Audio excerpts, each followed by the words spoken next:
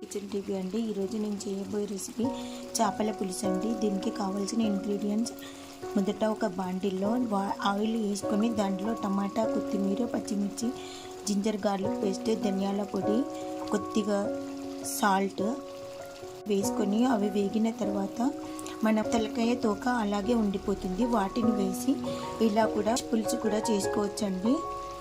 సపరేట్గా ఫ్రై చేయక్కర్లేదండి. ఇలా చేపల పులుసు చేసుకుంటే చాలా టేస్టీగా ఉంటుందండి. ఇలాగా కొద్దిగా వేగిన తర్వాత దీంట్లో చింతపండు నుండి తీసిన రసాన్ని పోయాలండి. మ్యారినేట్ చేసిన ఫిష్లను ఇలా వేసేసి కొద్దిసేపు వేగిన తర్వాత చింతపండు రసం వేసి ఇది మూత పెట్టి కొద్దిగా బాయిల్ అయ్యే వరకు వెయిట్ చేయాలండి.